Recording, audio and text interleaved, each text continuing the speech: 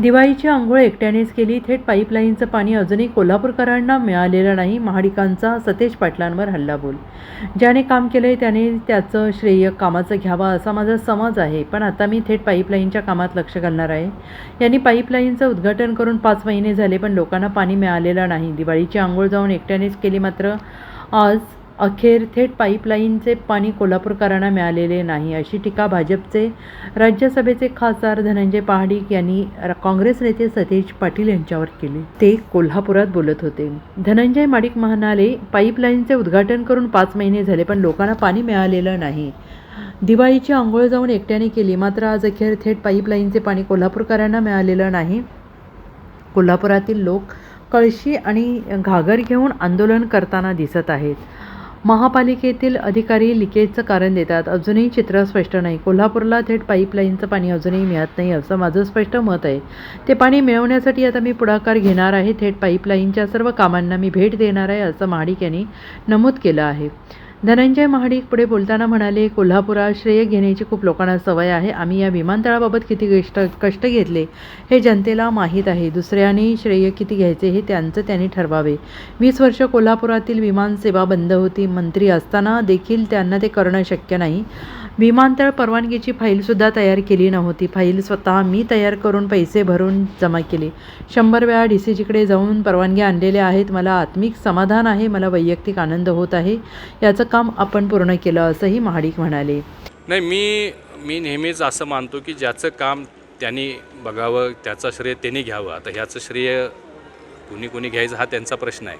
परंतु थेट पाईपलाईनच्या बाबतीतसुद्धा मला लक्ष घालावं लागेल असं वाटतं आहे. कारण दिवाळी होऊन आता 5 महिने झाले. दिवाळीला एकट्यानेच जाऊन अभ्यंगस्नान केलं, परंतु आज अखेर थेट पाईपलाईनचं पाणी कोल्हापूरकरांना मिळत नाही. कोल्हापूर शहराच्या कानाकोपऱ्यात रोज महिला घागरी घेऊन, कळश्या घेऊन, बकेट घेऊन आंदोलन करताना आपल्याला दिसत आहेत. महापालिकेमध्ये विचारलं तर सांगतायत लिकेज झालं, जोडायचं काम चालू आहे, हे जोडतोय ते जोडतोय. अजूनही चित्र स्पष्ट नाही आहे. थेट पाईपलाईनचं पाणी कोल्हापूरला मिळत नाही असं माझं स्पष्ट मत आहे. आणि ते मिळण्यासाठी आता मी पुढाकार घेणार आहे. मी थेट पाईपलाईनच्या या सगळ्या कामांना भेट देणार आहे आणि ज्या काय अडचणी आहेत त्या दूर करण्यासाठी, श्रेयवाद घेण्यासाठी नाही, पाणी मिळालं पाहिजे लोकांना, त्या अडचणी दूर करण्यासाठी राज्य सरकारकडून, केंद्र सरकारकडून जर काही त्याच्यासाठी अतिरिक्त निधी लागणार असेल तर तो निधी देऊन हे पाणी आता 100% लोकांना मिळालं पाहिजे. कारण त्यांना आता संधी दिली, 5-6 महिने होऊन गेले, अजून पाणी मिळत नाही. एकटेच आंघोळ करून बसलेले आहेत. अरे सगळ्यांना पाणी मिळालं पाहिजे, सगळ्यांची आंघोळ झाली पाहिजे, यासाठी माझा प्रयत्न असणार आहे. त्यांना काय सांगा नाही, हे मी नेहमी सांगतो, हे चक्र आहे.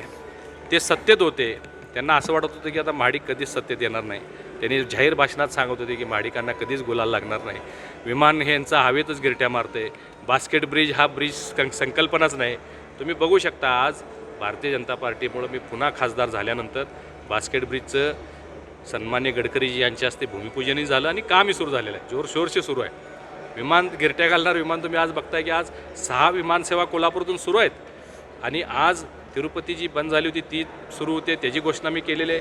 अहमदाबाद एप्रिल महिन्यामध्ये सुरू होणार आहे. इंदोर, गोवा, शिर्डी हे सगळे 5 विमान अजून मी आणखी 5 विमानं कोल्हापूरमधून सुरू होण्यासाठी मी प्रयत्न करतो आहे.